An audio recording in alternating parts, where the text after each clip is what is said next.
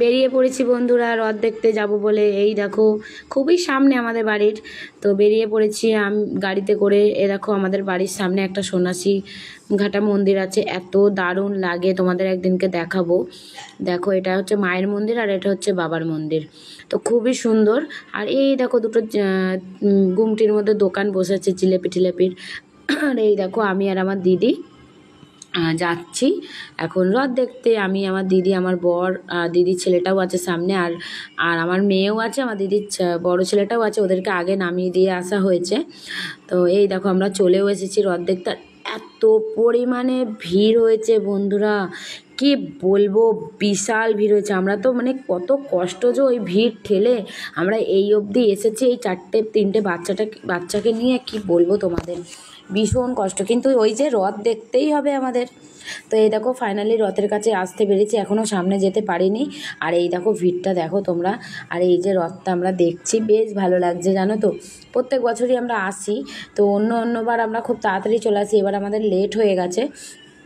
তো কোনো ব্যাপার না, ঠিক আছে, আসতামও না, কিন্তু ওই বাচ্চা তিনটের জন্য আসতে হলো। আমি যা হোক করে তো বেরোলাম বাড়ি থেকে, সেরকম একটা রেডিও হইনি, ভালো লাগছিল না।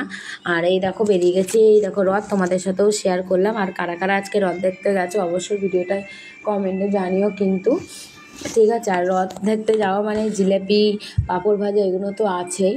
তো এবার ফাইনালি আমি একটু সামনের দিকে অনেক কষ্ট করে একটুখানি রথের দড়িটা টানবো। রথের দড়ি না টানলে কিন্তু বন্ধুরা ভালো লাগে না, মানে রথের দড়ি না থাকলে একটা আফসোস থেকেই যায় মনে। তো খুব কষ্ট, বাধা বেরোনা পেরিয়ে আমরা এখন যাব রথের দড়ি টানতে। এই দেখো ফাইনালি আমি চলে এসেছি, এই যে আমার মেয়ে, আমি, আমার বর সবাই রয়েছে এখানে। আমরা এই দেখো অনেক কষ্টে রথের দড়িটা টেনেছি, আর এত জোরে রথটা চালাচ্ছে আমি সরে গেছি।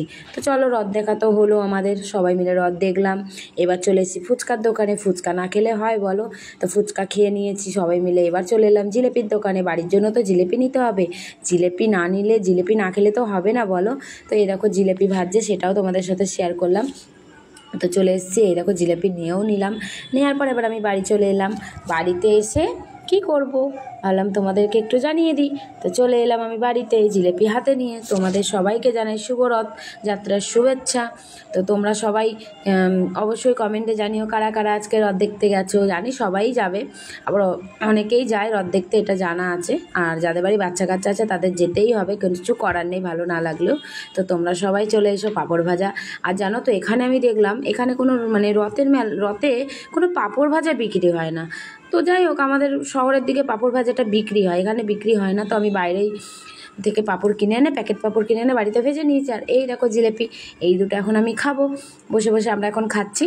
তোমরা ভিডিওটা দেখতে থাকো, অবশ্যই জানিও কেমন হয়েছে, ঠিক আছে, অবশ্যই জানিও। আর আমার জিলেপি খেতে ভীষণ ভালো লাগে বন্ধুরা, যদি সেটা হয় গরম। তো ঠান্ডা হয়ে গেছে কোনো ব্যাপার না, খেয়ে নিয়েছি, পাঁপড় খেয়ে। চলো টাটা। আজকের ভিডিওটা কেমন লাগলো অবশ্যই সেটা তোমরা কমেন্টে জানিও। টাটা, শুভরাত্রি।